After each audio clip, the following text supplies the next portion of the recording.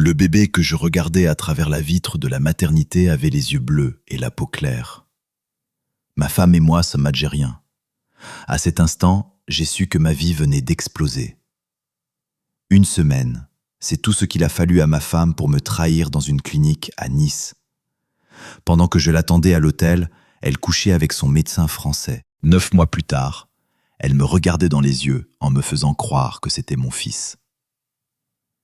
Vous êtes sur Histoire d'infidélité. Cette histoire n'est pas inventée. Elle est arrivée à un homme réel qui a tout perdu en un instant. Écrivez dans les commentaires de quelle ville vous nous regardez et quel temps il fait chez vous. Et accrochez-vous, parce que ce que Karim a découvert ensuite va vous glacer le sang.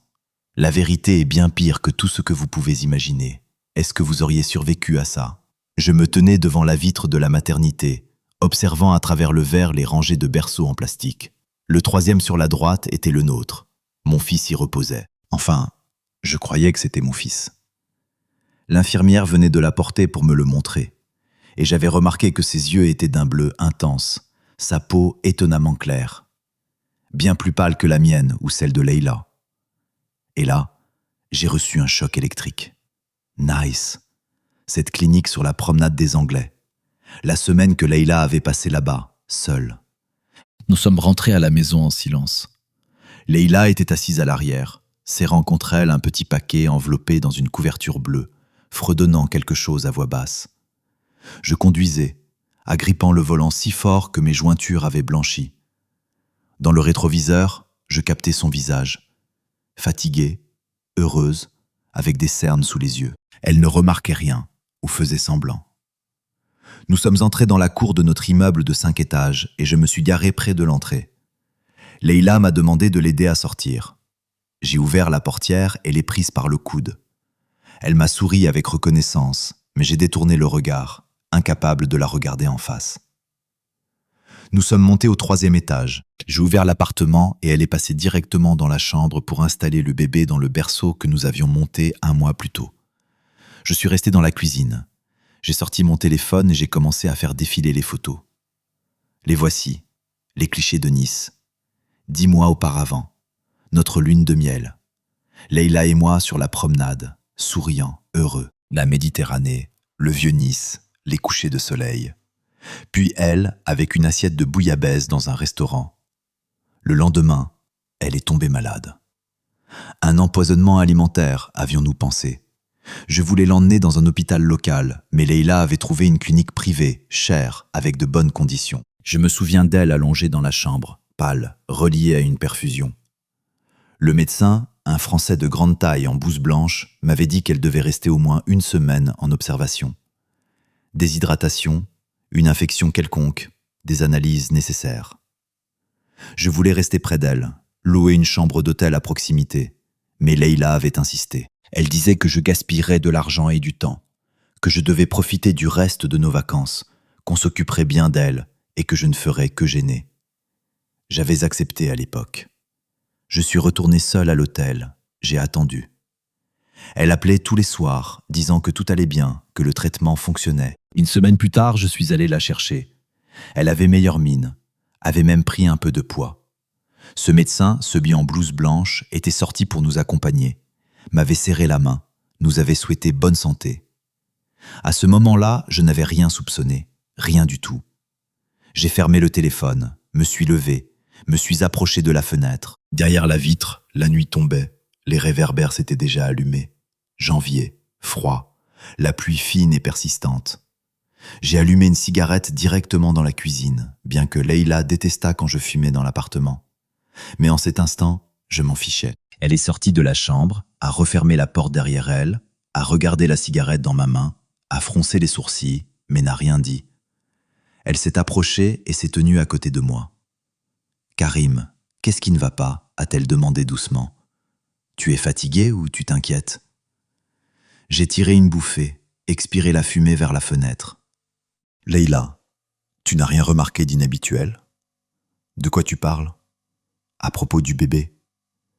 Elle s'est tendue. Je l'ai sentie sans même la regarder. Quoi exactement ? Ses yeux sont bleus. Sa peau est trop claire. Une longue pause. Puis elle a soupiré et sa voix a tremblé. Mon Dieu, Karim, de quoi tu parles? C'est un nouveau-né. Les yeux des bébés changent parfois. Les médecins l'ont dit. Je me suis tourné vers elle et l'ai regardée dans les yeux. Elle n'a pas détourné le regard, mais quelque chose tremblait au coin de ses lèvres. Je ne parle pas de changements normaux, je parle de la génétique. Génétique? A-t-elle coupé? Mon grand-père avait des origines du Nord, je te l'ai raconté. Ça arrive, c'est normal. J'ai gardé le silence. Elle est restée encore un moment, puis s'est retournée et est retournée dans la chambre. Je suis resté dans la cuisine, j'ai fini ma cigarette, l'ai éteinte dans une soucoupe. Cette nuit-là, je n'ai pas dormi. Je suis resté allongé sur le canapé du salon, fixant le plafond et calculant les dates. Le bébé était né le 4 janvier, terme de 40 semaines, ce qui signifiait une conception vers le début avril. Et nous étions à Nice en mars. Fin mars, ça coïncidait. Mais s'il était né à terme, et les médecins avaient dit que oui, alors tout concordait, ou pas. Je n'étais pas médecin à bon sang, il fallait vérifier. Vérifier avec certitude. Je me suis levé, j'ai marché doucement jusqu'à la cuisine, j'ai ouvert mon ordinateur portable, je suis allé dans le calendrier, j'ai trouvé les dates du voyage. 22 mars, le départ. 31, elle était entrée à la clinique. 7 avril, je l'avais récupérée. 9, nous étions rentrés à la maison. J'ai pris un calculateur de grossesse en ligne. J'ai entré la date d'accouchement. La conception probable se situait entre le 20 et le 30 mars. Or, le 22, nous venions juste d'arriver. Le 23 et le 24, nous nous promenions. Le 27, son empoisonnement avait commencé. Le 28, elle était déjà à la clinique, seule. Et ensuite, toute une semaine, 7 jours seule avec ce médecin. J'ai fermé l'ordinateur, serré les poings. Peut-être que j'étais paranoïaque, peut-être que c'était vraiment la génétique, mais quelque chose à l'intérieur criait que non, que tout n'était pas normal. Le matin, je me suis levé avant Leïla, je me suis habillé, je suis sorti. Il fallait que je parle à quelqu'un. J'avais un ami, Rachid, avocat, qui travaillait dans un petit cabinet et m'avait aidé avec des documents pour l'entreprise. Je l'ai appelé, il m'a dit de passer vers midi. Le bureau de Rachid se trouvait dans un vieux bâtiment en pierre à la périphérie du centre-ville. Je me suis garé, suis monté au 2e étage et frappé à la porte. Il a ouvert lui-même. Un homme d'une 50aine d'années avec des lunettes, des tempes grisonnantes, mais un regard perçant. Nous nous sommes serrés la main. Il m'a conduit dans son bureau. C'était exigu. Des armoires remplies de dossiers jusqu'au plafond, le bureau couvert de papier. « Assieds-toi, Karim, un café ?» J'ai refusé. Je me suis assis en face de lui, les mains sur les genoux. « Rachid, j'ai besoin d'une consultation personnelle. » Il a hoché la tête, posé le stylo avec lequel il écrivait. « Je t'écoute. » J'ai raconté brièvement, sans trop d'émotion, l'accouchement, le bébé, Nice, la clinique, les yeux bleus et la peau claire. Il écoutait sans m'interrompre, hochant la tête de temps en temps. Quand j'ai terminé, il s'est adossé à sa chaise, a enlevé ses lunettes, les a essuyées. « Je comprends. Tu veux faire un test ADN ? » ? « Oui, tu peux. Il existe des laboratoires privés qui prélèvent des échantillons sur toi et sur le bébé. Résultat dans une semaine. Ça coûte cher, mais pas excessif. Environ 20 000 dinars. Et si le résultat montre que je ne suis pas le père ?» Rachid a remis ses lunettes, m'a regardé sérieusement. « Alors tu pourras contester la paternité devant le tribunal, déposer une plainte, exiger un test ADN judiciaire si ta femme s'y oppose. Le tribunal rendra sa décision et te retirera du certificat de naissance en tant que père, et la pension alimentaire. Si la paternité est exclue, aucune pension ne sera imposée. Tu n'auras aucune obligation envers l'enfant. » J'ai expiré profondément. Au moins ça. Et l'appartement ? Leïla et moi vivons dans mon appartement, mais elle y a investi l'aide familiale de son premier mariage. Ça compte pour quelque chose ? Rachid a réfléchi, tapotant du doigt sur le bureau. Ça signifie que si elle a investi de l'argent dans l'appartement, elle a droit à une part. En cas de divorce, il faudra partager les biens. L'aide familiale, ce sont ses fonds. Le tribunal en tiendra compte. Mais si tu as versé la plus grande partie, ta part sera plus importante. Il faut examiner les documents, les contrats, les reçus de paiement. Compris, merci. Je me suis levé, me suis dirigé vers la porte. Rachid m'a interpellé. Karim, tu es sûr de vouloir faire ça? Ça va détruire votre famille. Je me suis retourné, les regarder. S'il n'est pas de moi, il n'y a déjà plus de famille. Il a hoché la tête sans répondre. Je suis rentré chez moi, je suis revenu en soirée. Leïla était dans la cuisine, préparant le dîner. Le bébé dormait dans la chambre. Je me suis déshabillé, suis passé devant elle. Elle a dit quelque chose, mais je n'ai pas entendu. Je me suis assis à table. J'ai sorti mon téléphone. J'ai trouvé l'adresse du laboratoire que Rachid m'avait conseillé. Leïla s'est approchée, a posé devant moi une assiette de couscous. Où étais-tu toute la journée? Pour le travail. Des réglages. Et le chantier, le client va payer? J'ai fait un geste de la main. Au travail, il y avait effectivement des problèmes. Le client tardait à payer, menaçait de rompre le contrat. Mais en ce moment, c'était sans importance.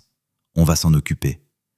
Elle s'est assise en face de moi, m'a regardé longuement, puis a soupiré. Karim, je vois que tu es en colère. Tu es en colère contre moi, mais je ne comprends pas pourquoi. J'ai levé les yeux, croisé son regard. Leïla, dis-moi honnêtement, là-bas, à Nice, à la clinique, il ne s'est rien passé? Elle a pâli. Ses lèvres se sont serrées en une ligne mince. Qu'est-ce que tu veux dire? Tu étais là-bas seule 1 semaine avec ce médecin. Elle s'est levée d'un bond. La table a reculé avec un grincement. Tu es fou. J'étais malade, on me soignait. Et toi, à quoi tu penses? Elle s'est mise à pleurer, à attraper une serviette sur la table, la presser contre son visage. Je restais assis, la regardant, ne sachant que ressentir. De la pitié, de la colère, du vide. Des pleurs d'enfants sont venus de la chambre. Leïla a sangloté, s'est retournée et est allée vers lui. Je suis resté seul dans la cuisine. Le couscous avait refroidi, je n'avais plus faim. Le lendemain, j'ai appelé la mère de Leïla. Fatima vivait dans le quartier voisin. Nous nous voyions rarement, mais elle avait toujours été correcte avec moi. J'ai convenu de la rencontrer dans un café près de chez elle. Elle est arrivée à l'heure. Une femme d'une 60aine d'années, corpulente, aux cheveux teints. Nous nous sommes salués, avons commandé du thé. Elle me regardait d'un air expectatif. « Karim, que se passe-t-il?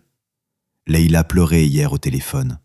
Elle a dit que tu l'accusais de quelque chose. » J'ai pris une gorgée de thé, me suis brûlé et reposé la tasse. « Fatima, je veux juste connaître la vérité. Dans votre famille, y a-t-il des parents à la peau claire?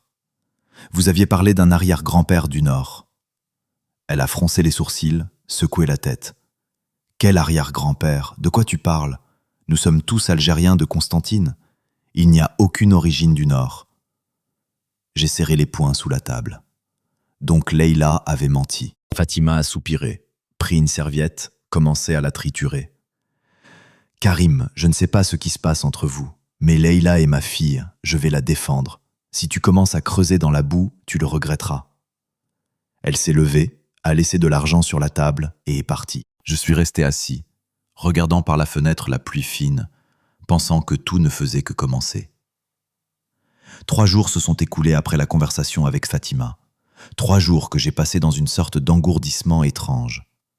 J'allais au travail, parlais avec le chef de chantier, vérifiais les devis, mais je ne pensais qu'à une chose. Il fallait savoir avec certitude, ne pas deviner, ne pas soupçonner, savoir. Mercredi soir, Leïla est partie chez une amie pour quelques heures. Elle a dit que celle-ci voulait voir le bébé, qu'elle avait apporté des vêtements pour enfants. Je suis resté seul à la maison avec le petit. Il dormait dans son berceau, respirait doucement. Je me suis approché, les regardé, minuscules, sans défense, les mains serrées en poing, de longs cils, et cette peau, toujours cette peau qui ne me laissait aucun répit. J'ai sorti de la trousse de pharmacie un coton-tige, les déballé. Mes mains tremblaient, bon sang. Je me suis penché sur le berceau et prudemment passé le coton-tige sur la face interne de la joue du bébé. Il a grimacé dans son sommeil, mais ne s'est pas réveillé. J'ai scellé le coton-tige dans un sachet, l'ai étiqueté, les ranger dans la poche de ma veste. J'ai prélevé mon propre échantillon le matin suivant. Même procédure, mais plus simple. J'ai trouvé l'adresse du laboratoire que Rachid m'avait conseillé. Il se trouvait au centre-ville, dans un immeuble de bureaux ordinaire. Je suis monté au 4e étage. J'ai ouvert la porte avec l'enseigne Centre médico-génétique. À l'intérieur, ça sentait l'eau de Javel et quelque chose de chimique. La réceptionniste, une fille d'environ 25 ans en blouse blanche, m'a regardé d'un air interrogateur. J'ai dit que j'avais besoin d'un test de paternité. Elle a hoché la tête sans poser de questions inutiles, m'a donné un formulaire, m'a demandé de le remplir. J'ai écrit mes coordonnées, remis les échantillons. Elle a pris les sachets, les a examinés, les a marqués. Résultat dans 7 à 10 jours, a-t-elle dit. Vous recevrez une notification par courriel. Ensuite, vous pourrez venir les chercher en personne ou les recevoir par la poste. Je viendrai les chercher en personne, ai-je répondu. Elle a annoncé le montant. 22 000 dinars. J'ai payé par carte, pris le reçu, suis sorti. Dehors, une pluie fine tombait, collait au visage. J'ai allumé une cigarette, suis resté devant l'entrée et me suis dit qu'il ne restait plus qu'à attendre. La semaine a été difficile. Sur le chantier, les problèmes ont commencé. Le client, un homme d'une 50aine d'années, propriétaire d'une petite chaîne de magasins, appelait tous les jours, exigeait qu'on accélère les travaux. Nous lui construisions un entrepôt en périphérie de la ville. Nous devions finir fin janvier, mais les matériaux étaient en retard. Les ouvriers tombaient malades. Le temps ne permettait pas de travailler normalement. Et lui faisait pression, menaçait de rompre le contrat, de ne pas payer ce qui était déjà fait. Le chef de chantier Youssef, un homme fiable qui travaillait avec moi depuis 5 ans environ, essayait d'expliquer, mais le client n'écoutait pas. Vendredi, il est venu sur le chantier, a fait un scandale, a crié que nous le trompions, que les délais n'étaient pas respectés, qu'il trouverait une autre équipe. Je me tenais à côté, écoutais, et quelque chose en moi s'est brisé. Je me suis retourné vers lui. J'ai dit que s'il n'était pas content, qu'il cherche d'autres entrepreneurs, que nous travaillions correctement, que les retards n'étaient pas de notre faute, que s'il voulait de la qualité, qu'il nous donne du temps. Il m'a regardé comme si j'étais un idiot, a dit qu'il nous donnait 2 semaines. Si nous ne finissions pas, le contrat serait rompu et nous ne serions pas payés. Il s'est retourné et est parti. Youssef s'est approché, a posé la main sur mon épaule. « Karim, qu'est-ce qui t'arrive ? D'habitude, tu es plus calme avec les clients. » J'ai haussé les épaules, dit que tout allait bien, mais il voyait que je mentais. Je le sentais moi-même. Les nerfs à vif. Je dormais 3 heures par nuit, mangeais 1 fois sur 2. Leïla me demandait ce qui n'allait pas, mais je restais muet. Je ne pouvais quand même pas lui dire que j'attendais les résultats d'un test qui prouverait que son enfant n'était pas le mien. Lundi, un courriel est arrivé. Objet, résultat de l'analyse génétique disponible. Je l'ai ouvert directement sur le chantier, dans la baraque de chantier. Mes mains tremblaient tellement que j'arrivais à peine à cliquer sur le lien. J'ai téléchargé le fichier, l'ai ouvert. Il y avait plusieurs pages avec des tableaux, des graphiques, des termes que je ne comprenais absolument pas. J'ai fait défiler jusqu'à la fin et j'ai vu. Probabilité de paternité, 0%. 0%.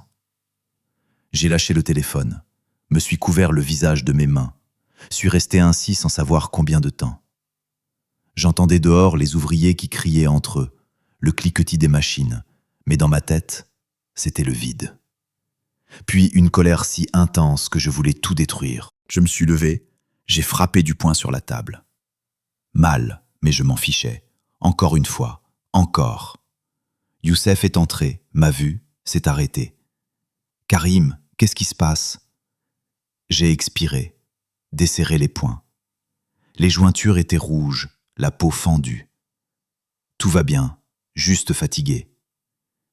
Il n'a pas cru, c'était visible, mais il n'a rien dit, a juste hoché la tête et est sorti. Je me suis rassis, j'ai rouvert le téléphone et regardé encore une fois le résultat. 0%. Donc j'avais raison. Donc tout ce temps, elle avait menti, vécu avec moi, porté l'enfant d'un autre et fait comme si tout était normal. Je suis rentré tard le soir. Leïla dormait déjà, le bébé aussi. Je me suis déshabillé, me suis allongé sur le canapé du salon et fixé le plafond. Demain, je lui dirai. Je lui montrerai les résultats et lui demanderai comment elle pouvait encore me regarder dans les yeux. Le matin, je me suis réveillé tôt, vers 6 heures. Leïla dormait encore. Je me suis levé et fait du café. Me suis assis dans la cuisine avec les résultats du test imprimés. La feuille de papier était devant moi et je regardais ces chiffres, ces pourcentages. 0. 0 absolu. Leïla est sortie une demi-heure plus tard, ensommeillée dans son peignoir, m'a vu, a souri. « Tu es debout tôt aujourd'hui? Tu n'arrives pas à dormir ?» Je restais silencieux. Elle s'est approchée de la cuisinière, a allumé la bouilloire. J'ai pris la feuille, l'ai posée sur la table devant elle. « Leïla, assieds-toi, il faut qu'on parle. » Elle s'est retournée, m'a regardé d'un air méfiant, s'est approchée, s'est assise en face. Elle a pris la feuille, a commencé à lire. Au début, elle ne comprenait pas, puis son visage a pâli. Elle a levé les yeux, m'a regardé. « C'est quoi ça ?»« Les résultats du test ADN. Je ne suis pas le père de ton enfant. » Elle a repoussé la feuille, s'est levée d'un bond. « Qu'est-ce que tu as fait? Tu as pris son échantillon sans mon consentement? Tu m'espionnes ?» Réponds à la question, Leïla. Je ne suis pas le père. Elle s'est tue, s'est détournée, ses mains tremblaient. Je me suis levé, je me suis approché. Leïla, dis la vérité. Là-bas, à Nice, que s'est-il passé? Elle ne répondait pas. Elle se tenait dos à moi, les épaules tremblantes. Puis elle s'est retournée et j'ai vu qu'elle pleurait. Les larmes coulaient sur ses joues. Elle les essuyait de ses paumes, mais elles continuaient de couler. « C'était une fois, a-t-elle dit doucement. Une seule fois, Karim. J'étais faible, malade, je me sentais mal.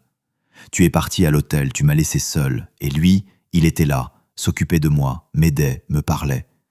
Le médecin, ce Français. » Elle a hoché la tête, baissé les yeux. « Philippe, oui, c'est arrivé le 3e jour. Je ne voulais pas. Vraiment, je ne voulais pas. Mais il était tellement attentionné et je me sentais abandonné. Tu comprends, tu m'as abandonné là-bas. Je serrais les poings pour ne pas crier. Je ne t'ai pas abandonné. C'est toi qui as dit que je devais partir, parce que tu ne voulais pas être un fardeau. Je pensais que tu comprendrais que j'avais simplement peur, mais tu m'as cru et tu es parti. » Elle s'est assise sur la chaise, s'est couvert le visage de ses mains. Je restais debout, la regardant, ne sachant que ressentir. Pitié, colère, dégoût.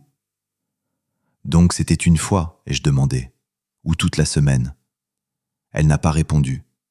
Donc pas une seule fois. Fais tes bagages, et je dis, pars. Elle a levé la tête, m'a regardé avec des yeux écarquillés. Où veux-tu que j'aille? C'est aussi mon appartement. J'ai investi l'aide familiale, tu te souviens? Je m'en fiche. Je ne veux pas te voir ici. Tu n'as pas le droit de me mettre dehors. C'est mon logement selon la loi. Elle s'est levée d'un bond, a attrapé son téléphone, a commencé à appeler quelqu'un. Je l'ai entendu crier dans l'appareil que je la mettais dehors, qu'elle avait besoin d'aide. Elle appelait probablement sa mère ou une amie. Je me suis retourné, suis allé dans la chambre et rassemblé mes affaires dans un sac. Leïla est sortie en courant derrière moi, m'a attrapé par le bras. « Karim, attends, parlons, je vais tout expliquer. » J'ai retiré mon bras sans la regarder. « Il n'y a rien à expliquer. Tu m'as trompé. Tu as eu l'enfant d'un autre et tu m'as menti en face pendant 10 mois. C'est fini. » Je suis sorti de l'appartement et claqué la porte, suis descendu par l'escalier, me suis installé dans la voiture et démarré le moteur, mais ne suis pas parti. Je restais assis, agrippant le volant, essayant de respirer régulièrement. Dans ma tête tournait une seule question. Comment avait-elle pu? Comment pouvait-on agir ainsi? Le téléphone a sonné. Leïla. J'ai raccroché. Encore. Encore. J'ai coupé le son, suis parti vers le chantier. Au moins, là-bas, il y avait du travail pour me distraire. Youssef m'a vu, s'est approché. « Karim, pourquoi tu as un sac ? » « Je vais dormir ici, dans la baraque. » Il a froncé les sourcils. « Que s'est-il passé ? » « Je te raconterai plus tard. » Il n'a pas insisté. J'ai passé le reste de la journée sur le chantier, vérifiant les matériaux, signant des documents, parlant avec les fournisseurs. Le soir, j'étais si fatigué que je tenais à peine debout. Youssef a proposé de dîner ensemble, d'aller dans un petit restaurant pas loin. J'ai accepté. Nous nous sommes assis à une table près de la fenêtre, avons commandé des portions de tagine avec de la viande. Youssef restait silencieux, attendait. Je regardais mon assiette, plus j'ai expiré et j'ai raconté. Brièvement, sans détail. Ma femme m'a trompé. L'enfant n'est pas de moi. Le test l'a confirmé. Youssef écoutait sans m'interrompre. Quand j'ai terminé, il s'est adossé à sa chaise, a secoué la tête. « Eh bien, a-t-il dit. Désolé, Karim. Je ne sais pas quoi dire d'autre. Tu n'as pas besoin. Écoute simplement. » Il a hoché la tête. Nous avons fini de manger, avons payé, sommes sortis. Dehors, il faisait sombre, froid, la pluie tombait fine. Youssef m'a tapé sur l'épaule. « Tiens bon, mon vieux, si besoin, je suis là. » Je l'ai remercié, me suis installé dans la voiture, suis retourné au chantier. J'ai passé la nuit dans la baraque sur un lit de camp sous une vieille couverture qui traînait là. Je n'ai presque pas dormi, réfléchissant, élaborant des plans sur ce qu'il fallait faire ensuite. Comment vivre, comment gérer cette fichue boule dans la poitrine qui m'empêchait de respirer. Le matin, j'ai appelé Rachid. Lui ai dit que j'avais besoin d'une rencontre urgente. Il a accepté de me recevoir à midi. Je suis arrivé à son bureau, suis monté, suis entré. Il m'attendait déjà, assis à son bureau, avec un café. « Karim, assieds-toi. Tu as reçu les résultats ?» J'ai hoché la tête, sorti l'impression, l'ai posée devant lui. Il l'a prise, l'a parcourue des yeux et m'a regardé. « Je vois. Bon, maintenant il faut agir. Déposer une plainte au tribunal pour contester la paternité. Combien de temps ça prendra ? Plusieurs mois, peut-être 6 mois. Ça dépend de la façon dont ta femme va se comporter. Si elle reconnaît tout immédiatement, le processus ira plus vite. Si elle nie, il faudra un test ADN judiciaire, des audiences supplémentaires. Et l'appartement ? Le divorce ? Rachid a soupiré. Le divorce peut être déposé en parallèle. Le partage des biens est un processus séparé, mais d'abord, occupons-nous de la paternité. C'est plus important. Il a commencé à expliquer quels documents étaient nécessaires, comment rédiger la plainte ou la déposer. J'écoutais, prenais des notes, mais dans ma tête, tout était flou. Trop d'informations, trop d'actions. Rachid l'a remarqué, s'est arrêté. « Karim, tu vas bien ?» J'ai secoué la tête. « Non, mais je vais gérer. » Il a hoché la tête, m'a versé du café de sa tasse. « Bois. Et voici ce que je vais te dire. Ça va être dur, très dur. Mais tu dois tenir, ne pas craquer, ne pas faire de bêtises. Respecte toutes les procédures. Rassemble les preuves. Comporte-toi dignement. Le tribunal appréciera. » J'ai bu le café d'un trait, me suis brûlé, mais n'ai rien montré. Je me suis levé et serré la main de Rachid. « Merci, on commence. » Je suis sorti du bureau, me suis installé dans la voiture. Le téléphone n'arrêtait pas de sonner. Leïla, sa mère, des numéros inconnus. J'ai bloqué tout le monde, n'ai gardé que les contacts les plus importants. Je suis allé chez mon frère. Malik vivait à l'autre bout de la ville, dans un vieil appartement de 3 pièces au premier étage. Il travaillait comme chauffeur de taxi, gagnait bien sa vie, mais n'épargnait pas pour quelque chose de plus grand. Divorcé, sans enfant. Nous nous voyions rarement, mais nous nous entendions toujours bien. J'ai sonné à la porte, il a ouvert, m'a vu avec mon sac, a souri. « Karim, que se passe-t-il, mon frère ?» Je suis entré et enlevé ma veste, me suis assis sur le canapé du salon et expiré. « Je peux dormir chez toi quelques jours ?» Malik s'est assis en face, m'a regardé attentivement. « Il s'est passé quelque chose de grave ?» J'ai hoché la tête et raconté. Pas aussi en détail qu'à Youssef, mais l'essentiel. Malik écoutait, fronçait les sourcils, puis a juré. « Bon sang, désolé Karim, reste aussi longtemps que nécessaire. La chambre est libre, les draps sont propres. Merci. » Il s'est levé, est allé à la cuisine, est revenu avec 2 canettes de bière. « Tiens, bois, ça ira mieux. » J'ai pris la canette, l'ai ouverte et pris une gorgée. Amère, froide. Nous sommes restés assis en silence, buvant, regardant par la fenêtre la cour grise, les voitures couvertes de pluie.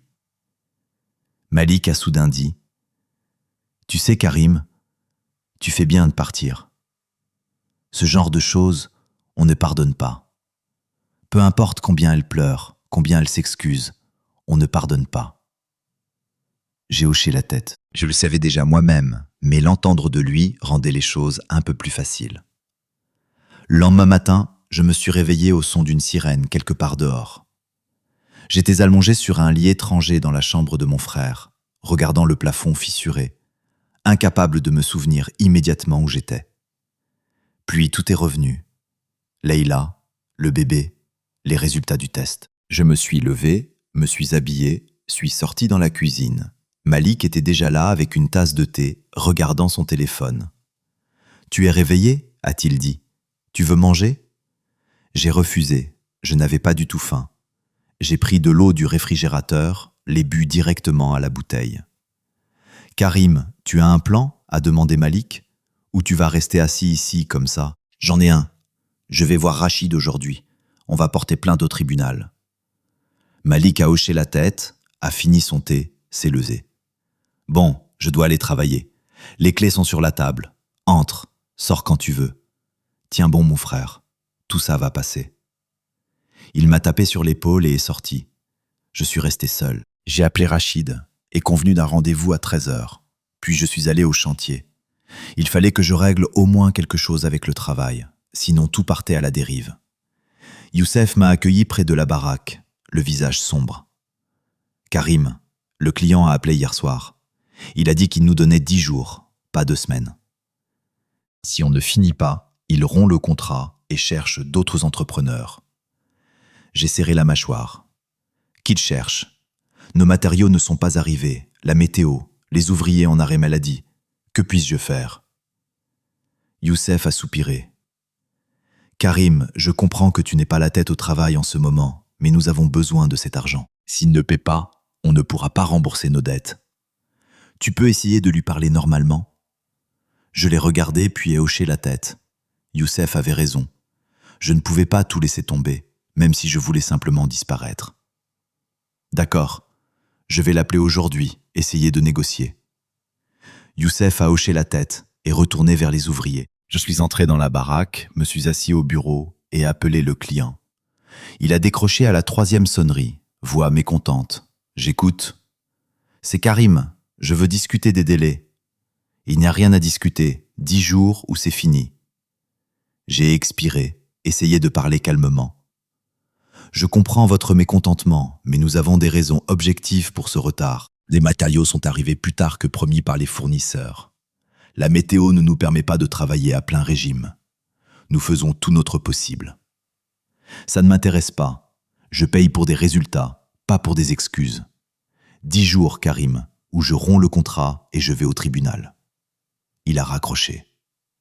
J'ai reposé le téléphone, frappé du poing sur la table. Encore une fois, tout s'effondrait en même temps.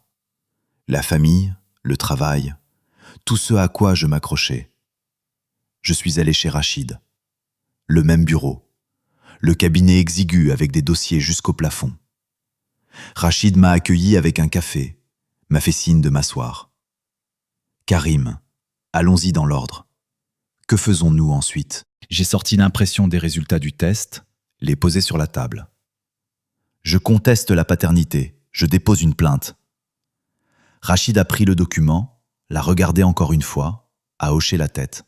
« Bien, alors préparons la requête. » Base, les résultats du test ADN. Demande, te retirer de l'acte de naissance en tant que père de l'enfant. Il a ouvert son ordinateur portable, a commencé à taper. Je restais assis, regardant par la fenêtre.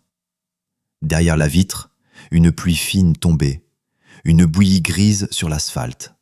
« Il y a des nuances », a continué Rachid sans lever les yeux de l'écran.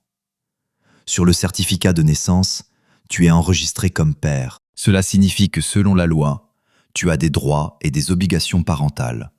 Pour les lever, il faut une décision du tribunal. Combien de temps ça prendra ? Ça dépend.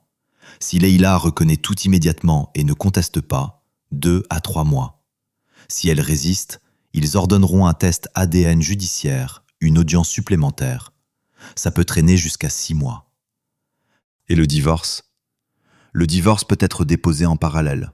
C'est un processus séparé. Mais si tu veux tout régler plus rapidement, mieux vaut y aller simultanément.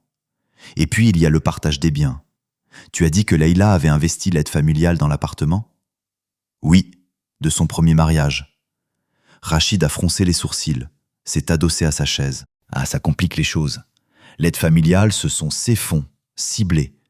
Si elle les a investis dans l'appartement, le tribunal en tiendra compte lors du partage.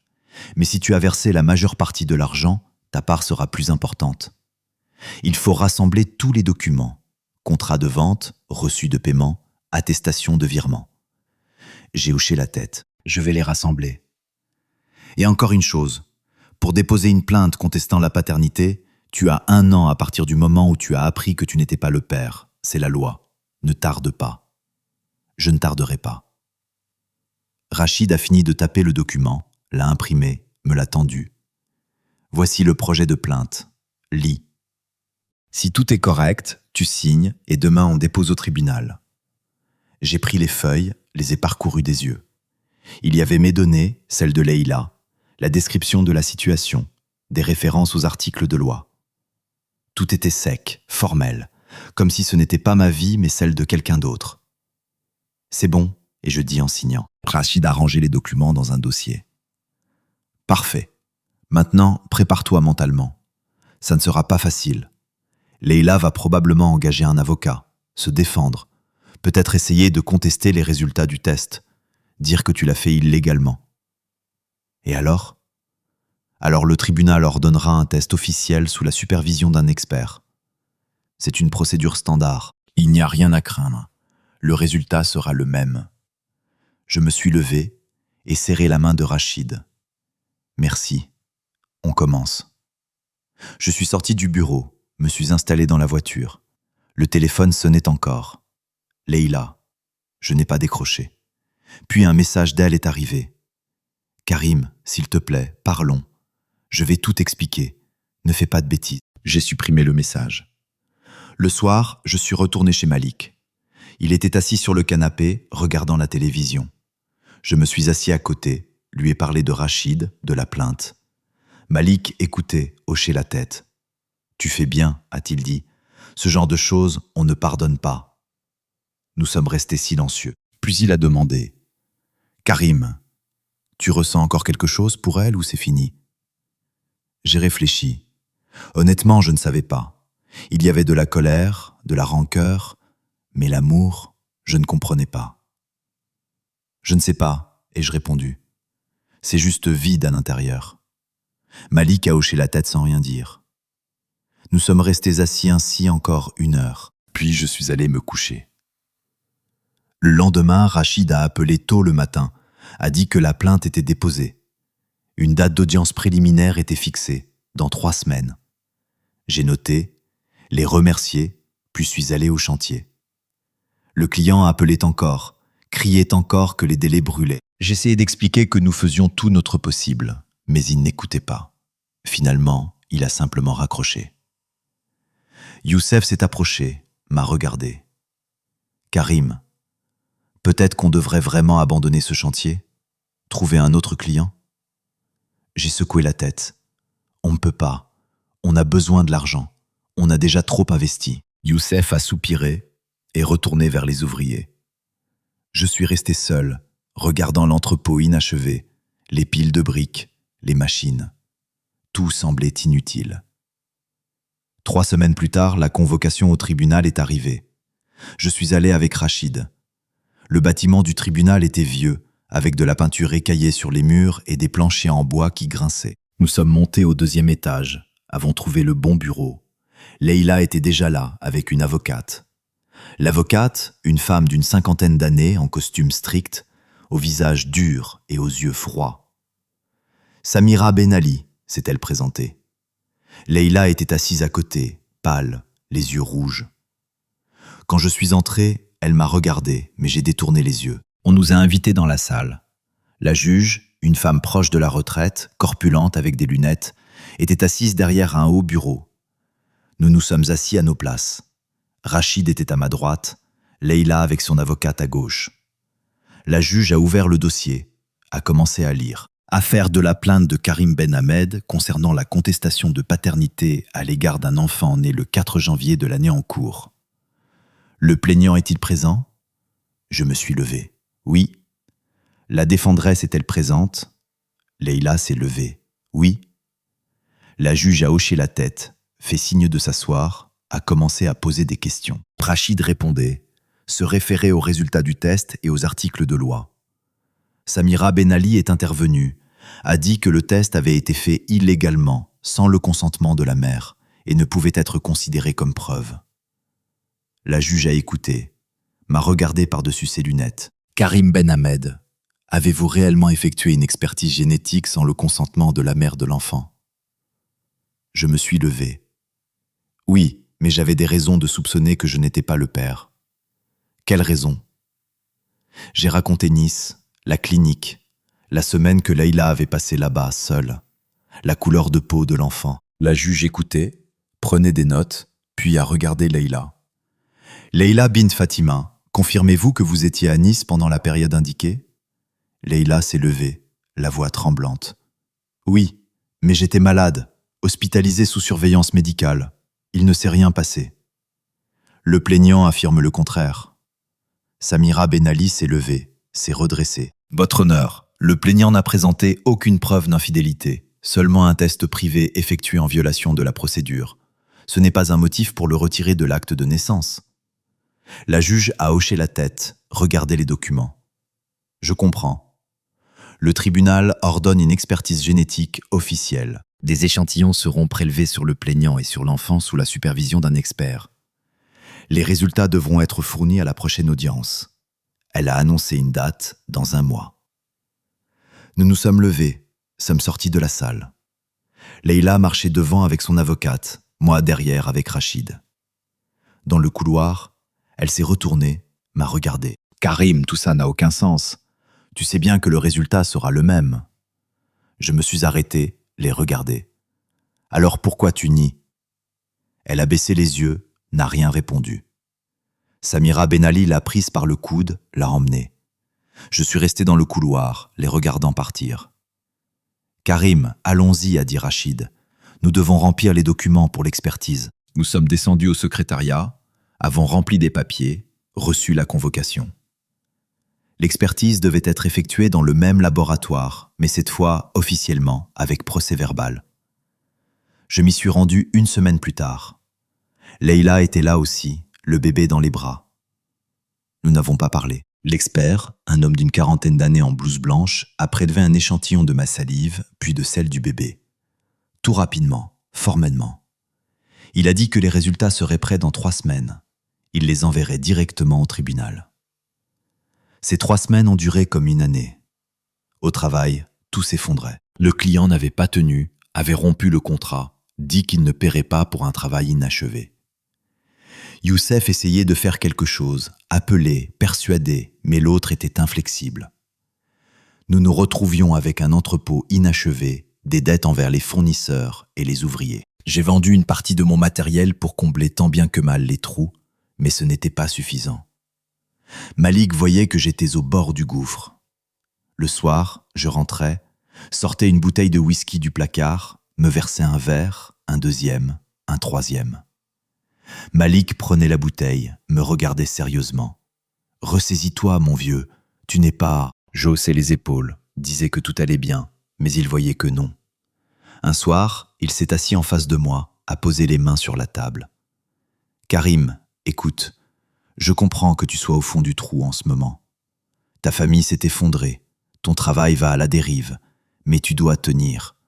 Si tu abandonnes maintenant, ce sera encore pire après. Tu es un homme, pas un chiffon. » Je l'ai regardé et expiré. « Malik, je suis juste fatigué. Fatigué de lutter, fatigué de prouver, fatigué de croire que tout ira bien. » Il a hoché la tête. « Je sais, mais tiens jusqu'à la fin du procès. Après, tu régleras le travail, ta vie. Mais maintenant, tiens bon. » J'ai hoché la tête, me suis levé, suis allé dans ma chambre, me suis allongé sur le lit, et fixer le plafond. Malik avait raison. Il fallait tenir. 3 semaines plus tard, la notification pour la prochaine audience est arrivée. Les résultats de l'expertise étaient prêts. Je suis arrivé au tribunal avec Rachid. Leïla était à nouveau avec son avocate. Nous nous sommes assis à nos places. La juge a ouvert la séance. Les résultats de l'expertise génétique officielle ont été reçus, a-t-elle dit en ouvrant le document. La probabilité de paternité de Karim Ben Ahmed à l'égard de l'enfant est exclue. 0%. Le silence s'est installé dans la salle. Je restais assis, regardant la juge, sentant le vide à l'intérieur. Leïla a baissé la tête. Ses épaules ont tremblé. Samira Ben Ali lui chuchotait quelque chose à l'oreille. La juge a regardé Leïla.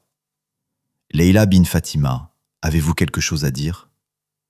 Leïla s'est levée, a essuyé ses larmes de la paume. « Oui, c'est vrai, j'ai trompé Karim. » À Nice, il y avait un médecin à la clinique, Philippe.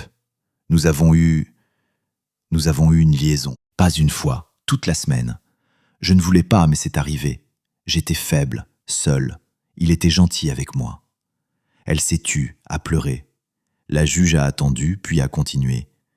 Le tribunal rend sa décision. Karim Ben Ahmed est retiré de l'acte de naissance en tant que père de l'enfant. Les droits et obligations parentales à l'égard de l'enfant cessent. Aucune pension alimentaire n'est imposée. La juge a frappé du marteau. L'audience est levée. Nous nous sommes levés. Je suis sorti dans le couloir. Rachid marchait à côté. Karim, félicitations, tu as gagné. J'ai hoché la tête, mais ne ressentais aucune joie, seulement du vide. Leïla est sortie à son tour, s'est approchée de moi, s'est arrêtée à quelques pas. Karim, je pars pour Nice. Philippe nous invite, le bébé et moi. Il veut être avec nous. Je l'ai regardée, n'ai rien répondu. Elle est restée encore un peu, puis s'est retournée et est partie. Samira Ben Ali marchait derrière elle. Je suis resté dans le couloir, regardant par la fenêtre la ville grise, les voitures en bas. Rachid a posé la main sur mon épaule. « Karim, ce n'est pas fini. Maintenant, il faut partager les biens. Prépare-toi à un nouveau procès. » J'ai hoché la tête. Je savais qu'une autre bataille m'attendait. Après l'audience, je suis retourné chez Malik, me suis assis dans la cuisine et sorti des cigarettes, en ai allumé une. Malik restait silencieux, faisait du thé, a posé une tasse devant moi, s'est assis en face. « Alors, tu as gagné ?» J'ai hoché la tête. « Oui, officiellement, je ne suis plus père. »« Et comment tu te sens ?» J'ai tiré une bouffée, expiré la fumée vers la fenêtre. « Je ne sais pas. Je devrais me réjouir, je suppose, mais je ne ressens que du vide. » Malik a hoché la tête, bu son thé. « C'est normal, ça passera. Donne-toi du temps. » Je n'étais pas sûr que ça passerait, mais je suis resté silencieux. Le lendemain, j'ai appelé Rachid. Je lui ai dit que Leïla allait partir pour Nice. J'ai demandé quoi faire avec l'appartement, le partage des biens. Rachid a répondu qu'il fallait déposer une nouvelle plainte tant qu'elle n'était pas partie, sinon ce serait plus difficile après. Nous nous sommes rencontrés à son bureau. Rachid a sorti une calculatrice, a commencé à compter. J'avais apporté tous les documents concernant l'appartement, contrat de vente, reçu de paiement, attestation de virement. Il les étudiait, prenait des notes. « Karim, regarde. L'appartement a été acheté à ton nom il y a 3 ans. Tu as versé un acompte de 2 millions de dinars. Ensuite, tu as pris un prêt hypothécaire. Tu l'as payé pendant 1 an et demi. Leïla a investi l'aide familiale de son premier mariage, 450 000 dinars. C'est environ 10% de la valeur de l'appartement. Donc, elle ne peut prétendre qu'à ces 10%. » Rachid a secoué la tête. « Pas tout à fait. Vous étiez mariés quand vous avez acheté l'appartement. Selon la loi, tous les biens acquis pendant le mariage sont considérés comme communs. Elle peut exiger la moitié. » J'ai serré les poings.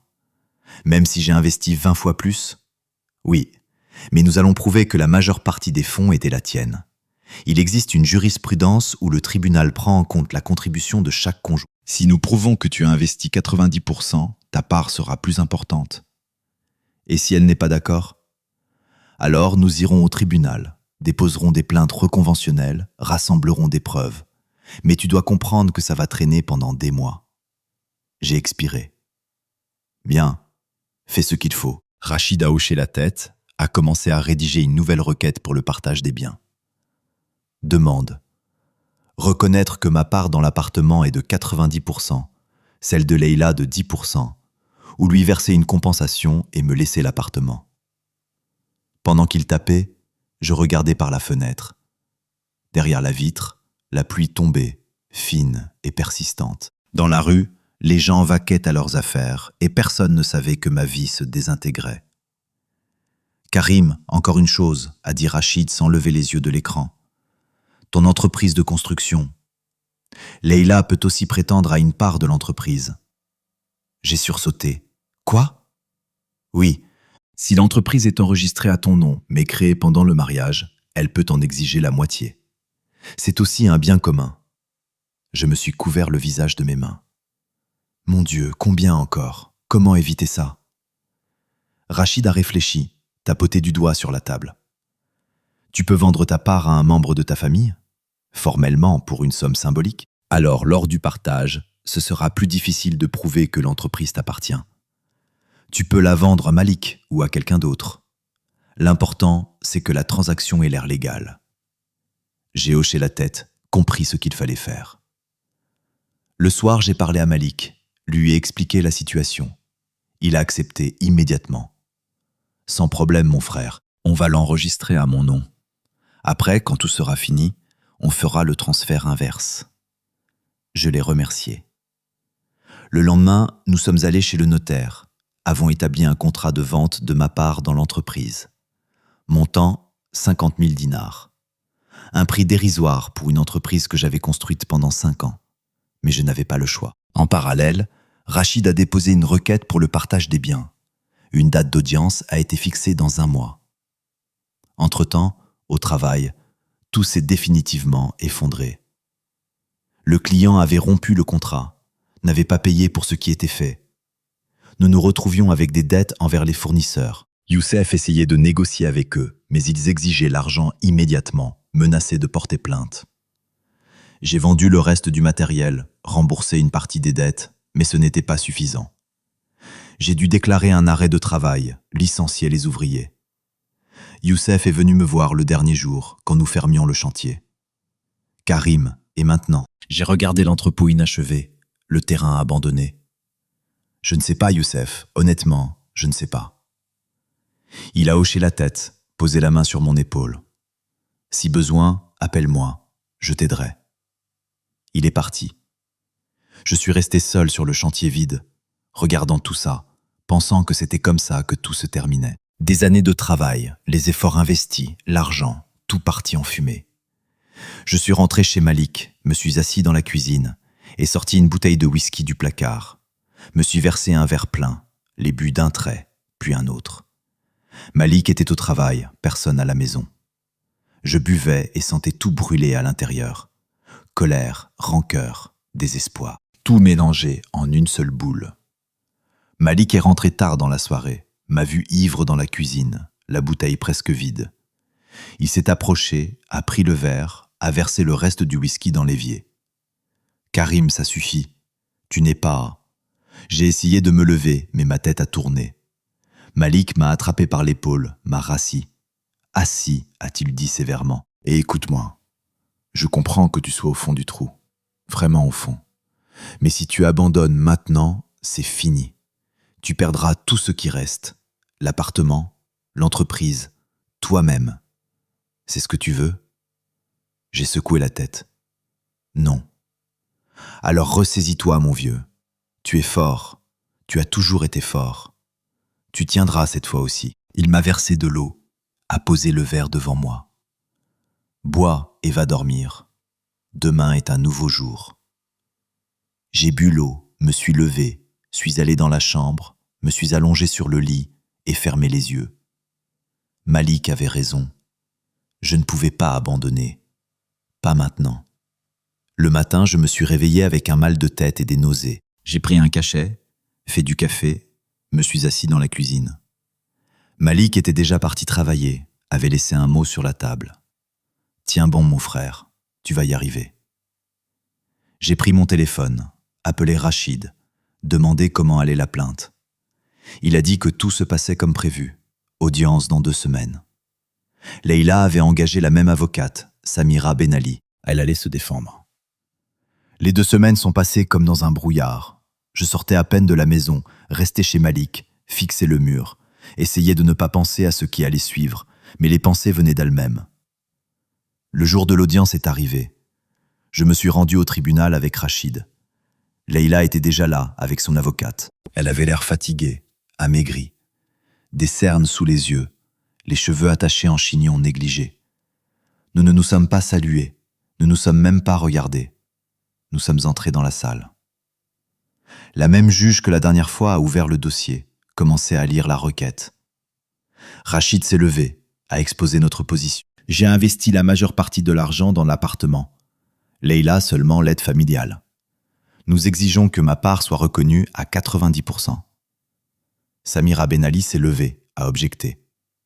L'appartement a été acheté pendant le mariage, donc il est commun. Leïla a droit à la moitié. L'aide familiale est un argument supplémentaire en sa faveur. La juge écoutait, posait des questions. Rachid a fourni tous les documents, les reçus, les attestations, prouvant que j'avais payé l'hypothèque seul et que l'acompte provenait de mes fonds. Samira Ben Ali a riposté que Leïla tenait le ménage, élevait l'enfant de son premier mariage et m'aidait moralement, que sa contribution n'était pas seulement matérielle. La juge a écouté les 2 parties, a déclaré une pause. Nous sommes sortis dans le couloir. Rachid a allumé une cigarette, m'a regardé. « Karim, tout se passe bien. Nos documents sont solides. On devrait gagner. » J'ai hoché la tête, mais je n'étais pas sûr. Une demi-heure plus tard, on nous a rappelés.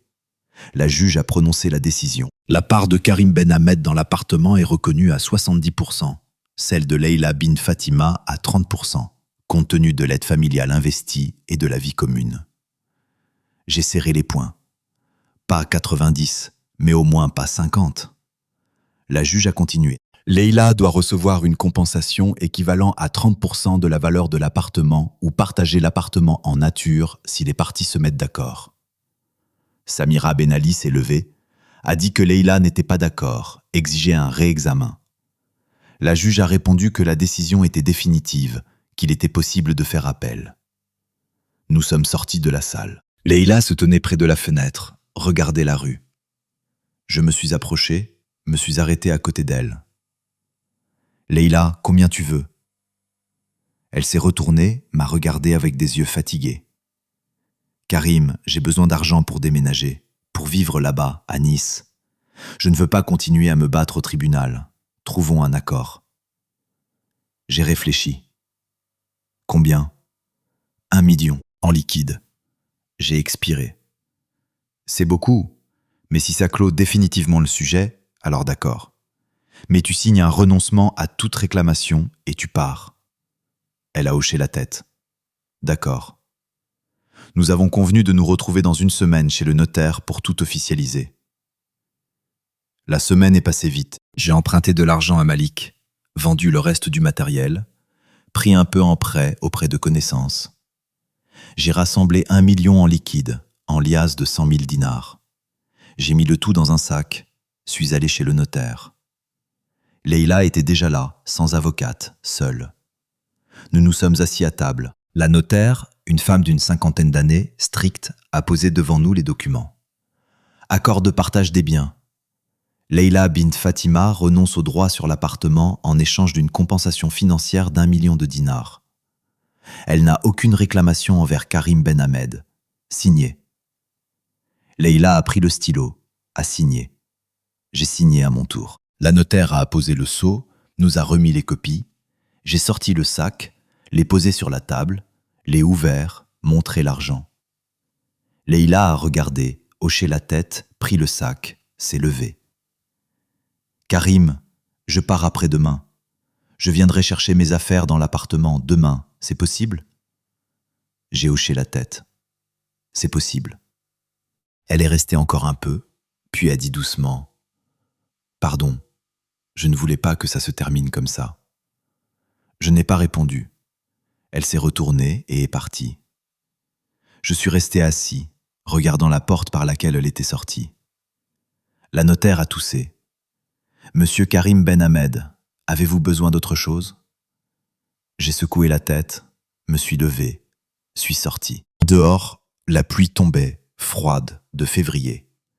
Je me tenais sous l'auvent, regardant le ciel gris, pensant que tout était fini, officiellement, juridiquement. Leïla n'était plus ma femme, l'enfant n'était pas mon fils, l'appartement était à moi. J'étais libre, mais pour une raison quelconque, je ne ressentais aucun soulagement, seulement du vide. Je suis retourné chez Malik, lui ai dit que tout était réglé. Il m'a serré dans ses bras, m'a tapé dans le dos. « Bien joué, Karim, tu as tenu le coup. » J'ai hoché la tête, suis allé dans ma chambre, me suis allongé sur le lit et fixé le plafond. Demain, Leïla viendrait chercher ses affaires, puis partirait. Et voilà. Le matin, je me suis réveillé tôt, ai rassemblé mes affaires, suis allé à l'appartement. Mon appartement, maintenant uniquement le mien. J'ai ouvert la porte, suis entré. Silence, vide. Leïla n'était pas là, l'enfant non plus. Je suis passé dans la chambre et vu le berceau, les affaires de bébé sur la commode, les langes, les brassières, les jouets. Je me suis assis sur le lit et pris dans mes mains un petit hochet. Leïla et moi l'avions acheté avant l'accouchement dans un magasin pour enfants. Elle riait alors, choisissait le plus coloré. Je tenais ce hochet dans mes mains et me souvenais de nos rêves d'avenir, de famille, de ce que deviendrait notre fils. Mais il n'était pas à nous, pas à moi, n'avait jamais été. La porte a claqué, j'ai sursauté, suis sorti dans le couloir. Leïla se tenait sur le seuil avec la poussette et 2 grands sacs. Elle m'a vu, s'est figée. « Bonjour, je viens chercher mes affaires. » J'ai hoché la tête. « Prends-les. » Elle est passée dans la chambre, a commencé à ranger les affaires du bébé dans un sac. Je me tenais dans l'embrasure, regardais. Elle travaillait en silence, rapidement. Puis elle est passée à ses propres affaires, vêtements, cosmétiques, livres. 1 heure plus tard, elle avait fini. Les sacs étaient près de la porte, la poussette à côté. Leïla s'est retournée, m'a regardé. « Karim, tu peux m'aider à porter jusqu'à la voiture ?»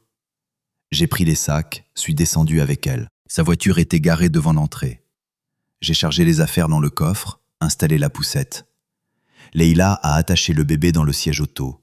Il dormait, petit, sans défense. Elle a fermé la portière, s'est tournée vers moi. Nous sommes restés silencieux. Puis elle a dit « Merci pour tout. Je ne voulais vraiment pas te faire de mal. » Je l'ai regardée et voulu dire quelque chose de méchant, de blessant, mais n'ai pas pu. J'ai simplement hoché la tête. Elle est montée dans la voiture, a démarré le moteur, baissé la vitre. « Au revoir, Karim. » « Au revoir. » Elle est partie. Je suis resté sur le trottoir, regardant la voiture tourner au coin et disparaître. Puis je suis remonté dans l'appartement, vide, silencieux, seulement mes affaires, mes traces.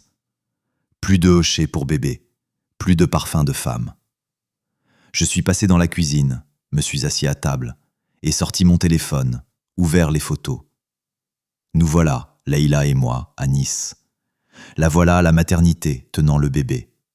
Me voilà à côté, souriant, pensant que c'est mon fils. Mais ce n'est pas mon fils. Ça n'a jamais été. J'ai supprimé les photos, une par une. Puis j'ai bloqué Leïla sur mon téléphone, sur les réseaux sociaux. C'est fini. Elle ne fait plus partie de ma vie. Le téléphone a sonné. Youssef. J'ai répondu. Karim, salut. Écoute, un ami cherche une équipe. Petit chantier, maison privée. Il paye bien. Tu veux que je lui donne ton numéro ? J'ai réfléchi. Du travail, de l'argent. C'était peut-être une chance de recommencer. D'accord. Parfait. Je t'envoie les coordonnées. Tu le contacteras ? Il a raccroché. Je me suis assis sur le canapé, regardant par la fenêtre. Dehors, la pluie tombait. La ville vivait sa vie. Et moi, je restais assis dans un appartement vide, me demandant ce qui allait suivre. 2 jours plus tard, Leïla est partie pour Nice. Je l'ai appris par hasard. J'ai vu sa mère, Fatima, près d'un magasin. Elle s'est approchée de moi, s'est arrêtée à quelques pas.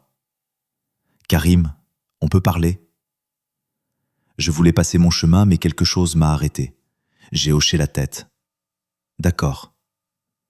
Nous nous sommes éloignés. Nous sommes tenus près du mur d'un immeuble. Fatima me regardait avec des yeux coupables. Je voulais m'excuser de ne pas t'avoir cru à l'époque, d'avoir défendu Leïla alors qu'elle avait tort. Je ne savais vraiment pas. Elle ne m'avait rien dit jusqu'à ce que tout sorte au tribunal. Je restais silencieux. Elle a continué. Leïla est partie hier pour Nice rejoindre ce médecin. J'ai essayé de l'arrêter, mais elle n'a pas écouté. Elle a dit qu'elle n'avait plus rien à faire ici, qu'elle avait tout gâché et voulait recommencer. Elle s'est tue, a essuyé ses larmes avec un mouchoir. Pardonne-moi, Karim. Pardonne-nous à toutes les deux. Je l'ai regardée et soupiré. Fatima, je ne vous en veux pas. Vous protégiez simplement votre fille, c'est normal. Mais là, je n'ai pas la force de pardonner. J'essaie moi-même de me reconstruire. Elle a hoché la tête, s'est éloignée. Je suis resté encore un moment, puis ai continué mon chemin. Les semaines suivantes se sont déroulées dans une étrange vacuité. Je vivais seul dans l'appartement, faisais de petits boulots que je trouvais par Youssef. Rénovation, petits chantiers. L'argent suffisait pour vivre, mais pas plus. L'entreprise était formellement au nom de Malik, même si nous savions tous les deux que c'était temporaire. Un soir, Rachid a appelé. Sa voix était professionnelle, posée. « Karim, nous devons nous voir. » Leïla a fait appel de la décision sur le partage des biens. Elle demande un réexamen. J'ai serré le téléphone. Mais on était d'accord? Elle a pris le million, a signé le renoncement. Oui, mais son avocate a trouvé une faille. Elle prétend que l'accord a été conclu sous la pression, que Leïla était stressée et ne comprenait pas les conséquences. Elle demande que la transaction soit déclarée nulle. J'ai juré, frappé du poing sur la table. Combien de temps ça va encore durer? Je ne sais pas, Karim, mais prépare-toi à de nouvelles audiences. Il faut se défendre. Je suis allé chez lui le lendemain. Rachid m'a montré les documents. Recours en appel, nouvelle demande. Leïla voulait revoir la part, exigeait non pas 30, mais 50%. Elle invoquait le fait qu'elle tenait le ménage, m'aidait avec l'entreprise, élevait l'enfant de son premier mariage. Mais elle a avoué l'infidélité, je dis. Comment peut-elle encore réclamer quoi que ce soit? Rachid a soupiré. Karim, l'infidélité n'affecte pas le partage des biens. Selon la loi, les biens sont partagés à part égale, sauf preuve contraire. Nous avons prouvé que tu avais investi plus, et le tribunal en a tenu compte. Mais Leïla a le droit de faire appel. Et maintenant? Maintenant, on rassemble des preuves supplémentaires. Tout ce qui confirme ta contribution. Attestation de revenus, reçus, témoignages. On va se battre. J'ai hoché la tête. Se battre, encore se battre. La semaine suivante, j'ai rassemblé des documents, suis allé à la banque, récupéré d'anciens relevés, appelé des connaissances, leur ai demandé de confirmer que l'argent pour l'appartement venait de moi. Youssef a accepté de témoigner, a dit qu'il était prêt à raconter au tribunal comment je travaillais, comment j'investissais tout dans l'entreprise et la famille. Malik a aidé aussi. Il a trouvé dans les archives d'anciens contrats de l'époque où je commençais l'entreprise, a montré combien je gagnais. Tout formait un tableau. J'étais le soutien de famille. J'investissais l'argent. Je construisais cette vie. En parallèle, j'ai commencé à réfléchir à ce qu'il fallait faire avec l'entreprise. Formellement, elle était au nom de Malik, mais il ne pouvait pas la gérer. Il travaillait comme chauffeur de taxi, ne connaissait rien à la construction. Il fallait décider. Un soir, nous étions assis dans la cuisine, buvant du thé. J'ai abordé le sujet. « Malik, il faut qu'on fasse quelque chose avec l'entreprise. Tu comprends que tu ne pourras pas la gérer. » Il a hoché la tête. « Je comprends. Qu'est-ce que tu proposes ? » « Quand tout sera fini avec les tribunaux, on la réenregistrera à mon nom pour une somme symbolique, comme lors de l'achat. Il faut juste attendre que Leïla abandonne toutes ses réclamations. » « D'accord, je n'ai rien contre. » Nous nous sommes mis d'accord, mais quelque chose me rongeait à l'intérieur. La vente de l'entreprise, même formelle, était comme un coup. Je l'avais construite pendant 5 ans, investi des efforts, de l'argent, du temps, et maintenant elle appartenait sur papier à mon frère. Temporairement, mais ça faisait quand même mal. 1 mois plus tard, l'audience d'appel a été fixée. Je me suis rendu au tribunal avec Rachid. Leïla était là avec Samira Ben Ali, Mais elle avait changé. Amaigrie, squelettique, les yeux enfoncés, comme si la vie l'avait vidée. Nous nous sommes assis à nos places. Le juge était différent, pas celui d'avant. Un homme d'une 50aine d'années aux tempes grises a ouvert la séance. Samira Ben Ali s'est levée, a commencé à exposer la position. Leïla était stressée quand elle a signé l'accord. Elle ne comprenait pas les conséquences. Nous demandons de revoir le partage, de reconnaître sa part à 50%. Rachid a objecté, fourni tous les documents que nous avions rassemblés. Il a montré que j'avais investi 90% des fonds dans l'appartement, que Leïla n'avait apporté que l'aide familiale. Il a appelé Youssef. Il a confirmé que je travaillais sans relâche et que tout l'argent venait de moi. Le juge écoutait et posait des questions, et puis a regardé Leïla. Leïla bin Fatima, vous affirmez avoir signé l'accord sous la pression? Leïla s'est levée, et la voix faible, brisée. Oui, j'étais désespéré. Je voulais en finir rapidement avec tout ça. Partir. Karim a proposé 1 million. J'ai accepté parce que j'avais peur de procès qui s'éternisent. Mais j'ai ensuite réalisé que c'était injuste. Le juge a hoché la tête, pris des notes, puis m'a regardé. Karim Ben Ahmed, que pouvez-vous dire? Je me suis levé et serré les poings. Je ne l'ai pas mise sous pression. Nous nous sommes mis d'accord pacifiquement. C'est elle qui a proposé le montant. J'ai accepté. Tout s'est fait d'un commun accord. Maintenant, elle essaie d'obtenir plus, alors qu'elle-même m'a trompé et a eu l'enfant d'un autre. Le juge a levé la main. Monsieur Karim, les faits d'infidélité ne sont pas pertinents dans une affaire de partage de biens. Veuillez vous en tenir au sujet. Je me suis assis. Rachid a posé la main sur mon épaule, m'a dit doucement de me calmer. L'audience a continué pendant encore 2 heures. On a interrogé les témoins, examiné les documents. Finalement, le juge a déclaré une pause pour délibération. Nous sommes sortis dans le couloir. Rachid a allumé une cigarette, m'a regardé. Karim, tout se passe bien. Nos documents sont solides. Les témoins ont confirmé. On devrait gagner. J'ai hoché la tête, mais tout se serrait à l'intérieur. Essayait-elle vraiment de réclamer plus après tout ce qu'elle avait fait? 1 heure plus tard, on nous a rappelés. Le juge a prononcé la décision. L'appel est rejeté. La décision du tribunal de première instance est maintenue. La part de Leïla est de 30%. La compensation a été versée. Il ne devrait plus y avoir de réclamation. Samira Ben Ali s'est levée, a essayé de dire quelque chose, mais le juge l'a arrêté. La décision est définitive. Nous sommes sortis de la salle. Leïla se tenait près de la fenêtre, pleurait. Samira Ben Ali lui chuchotait quelque chose à l'oreille, mais elle n'écoutait pas. Je suis passé sans me retourner. Dehors, Rachid m'a serré la main. « Félicitations, Karim. C'est vraiment fini maintenant. L'appartement est à toi. Plus de réclamations. » J'ai hoché la tête. J'aurais dû ressentir de la victoire, mais je ne ressentais que de la fatigue. Le soir, je suis rentré chez moi, me suis assis sur le canapé et regardé par la fenêtre.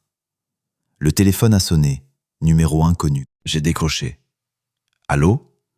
Karim, c'est Fatima. » Je me suis tendu. La mère de Leïla, que voulait-elle? J'écoute. Je peux venir te voir? Il faut qu'on parle. Je voulais refuser, mais quelque chose m'a arrêté. D'accord, venez. 1 demi-heure plus tard, elle était à ma porte. J'ai ouvert, l'ai laissée entrer. Elle est passée dans la cuisine, s'est assise à table. Elle avait l'air fatiguée, vieillie. Karim, je voulais m'excuser encore une fois pour ce que fait Leïla, pour l'appel, pour tous ces procès. J'ai essayé de l'arrêter. Je lui ai dit que ce n'était pas bien, mais elle n'écoute pas. Je me suis assis en face, lui ai versé de l'eau. Fatima, vous n'êtes pas responsable. C'est sa décision. Elle a secoué la tête. Non, je suis responsable. C'est moi qui l'ai élevée comme ça. Je lui ai appris qu'il fallait se battre pour ce qui nous appartient, qu'il ne fallait pas reculer. Mais je ne lui ai pas appris à être honnête. Je ne lui ai pas appris à assumer ses actes. Elle s'est tue, a essuyé ses larmes avec un mouchoir. Leïla est partie pour Nice il y a 1 semaine. Je l'ai accompagnée. Elle a dit qu'elle ne reviendrait plus, qu'elle n'avait plus rien à faire ici, qu'elle avait tout perdu. Je restais silencieux. Fatima m'a regardé. Karim, pardonne-lui. Pas pour elle, pour toi. Pour pouvoir avancer, pour ne pas porter cette colère en toi. J'ai expiré. Je ne suis pas en colère, Fatima. Je suis juste vide, comme si une partie de moi avait été arrachée et jetée. Elle a hoché la tête. Je sais, mais le temps guérit, crois-moi. Elle s'est levée, c'est ne m'attendais pas à ça. Je me suis figé, puis l'ai serrée en retour. Elle est restée ainsi un moment, puis s'est écartée. Prends soin de toi, Karim. Elle a hoché la tête et sorti. Je suis resté seul dans la cuisine, regardant le verre d'eau vide, pensant à ces mots. Pardonner. Peut-être avait-elle raison. Peut-être était-ce la seule façon. Un mois est passé. La ville reprenait vie après l'hiver. Je vivais seul dans l'appartement, travaillais sur de petits contrats. L'argent arrivait lentement mais régulièrement. Malik a proposé de réenregistrer l'entreprise à mon nom, mais j'ai refusé. J'ai dit qu'il était encore trop tôt. Je devais me rétablir, reprendre des forces. Un matin, je rangeais l'appartement, époussetais, lavais les sols, jetais de vieilles affaires. Dans l'armoire de la chambre, j'ai trouvé une boîte que je n'avais pas touchée depuis l'époque de Leïla. Je l'ai ouverte et regardé à l'intérieur. Il y avait ces affaires qu'elle avait oubliées, une écharpe, un livre, des papiers, et au fond, une échographie. Je l'ai sortie, l'ai regardée. Image en noir et blanc, floue, incompréhensible. Mais il était là, le bébé, minuscule, pas encore né. Leïla et moi avions regardé cette image en choisissant un prénom. Elle voulait l'appeler Omar, je proposais Youssef. Nous nous disputions, rions, rêvions. Puis il s'est avéré que ce n'était pas mon fils, qu'il ne l'avait jamais été. Je regardais l'image et sentais quelque chose se serrer à l'intérieur. Une boule dans la gorge qu'on ne peut pas avaler. Je me suis assis sur le lit, tenant cette image dans mes mains, me souvenant de notre bonheur avec Leïla, de nos projets, de comment je pensais avoir une famille, une vraie famille solide. Mais tout s'était effondré en une nuit, en un instant, quand j'avais vu le bébé à travers la vitre de la maternité et compris que quelque chose n'allait pas. Je me suis levé, suis allé sur le balcon et ouvert la porte, suis sorti. Le vent froid m'a frappé au visage. Je me suis tenu là, regardant la ville en bas. Les voitures roulaient, les gens se précipitaient. La vie continuait. Pour eux, pour tous. Mais pour moi, elle semblait s'être arrêtée. Le téléphone a sonné. Je l'ai sorti de ma poche, regardé l'écran. Youssef. J'ai décroché. J'écoute. Karim, salut. Écoute, j'ai une nouvelle. Tu te souviens de ce client qui cherchait une équipe? Il a accepté de travailler avec nous. Gros chantier, villa privée. Il paye bien. On peut commencer dans 1 semaine. J'ai réfléchi. Du travail. Un nouveau chantier. C'était peut-être une chance. D'accord. On se voit demain, on discute des détails. Parfait. Passe au chantier demain, je te montrerai les plans. Il a raccroché. Je restais sur le balcon, regardant la ville, pensant que la vie continuait vraiment, même quand on ne le veut pas, même quand on se sent vide à l'intérieur.